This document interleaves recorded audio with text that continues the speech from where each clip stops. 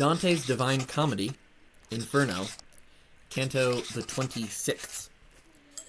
I remember they were in the Bolgia for thieves. There were some lizards that were stealing people's human forms, kind of, yeah, and the descriptions were pretty wild. They reach the 8th Bolgia, and this one is filled with flames. Dante is looking in, and he can just barely make out there seems to be something in the flames, but he can't quite see what it is. Virgil tells him that there are people down in there in the fire. So Dante points out, and one of these flames, it goes up, but then it splits into 2 different flames.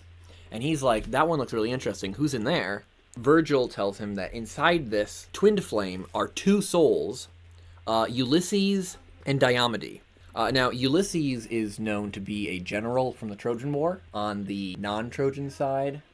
Diomede is a little bit more confusing because when you look up Diomede on Wikipedia, you get 2 options that are people.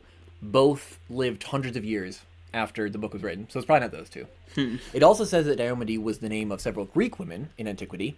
2 of them, their descriptions mention the Trojan War. The first one says that, like, she was the woman that Achilles took and slept with during the Trojan War, so probably not her. Yeah, not probably sure not. she was particularly significant in the sense that we're going to talk about in this Bolgia here. The second one says she was the mother of someone in Troy, and that's literally all we know about her. So I'm not sure which Diomede Dante is talking about here. But we do know a little bit about Ulysses. Virgil actually tells us the 3 reasons he's in this Bolgia. He was an advisor during the Trojan War, and he was actually one of the specific people who worked on the Trojan horse. He was the one who went to Achilles and convinced him to join the war in the first place, which caused his wife to die of grief.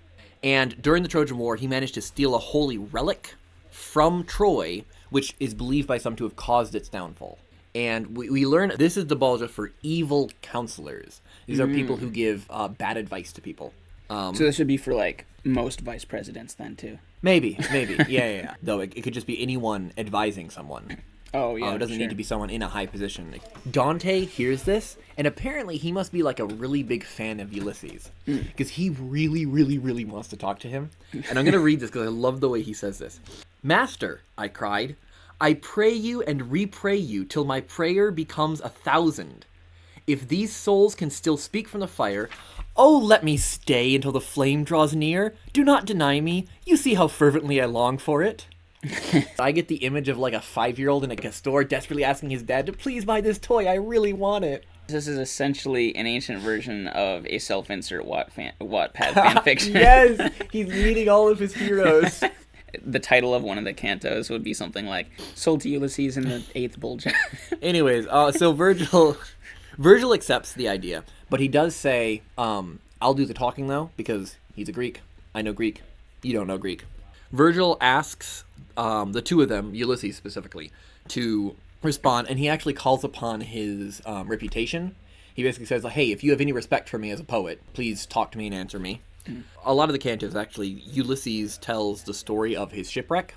And as far as I'm concerned, it's not particularly interesting. It's basically they're on a ship, and they escape something, and then they almost get home, and then their ship gets wrecked, and they die. And that is where the 26th canto ends.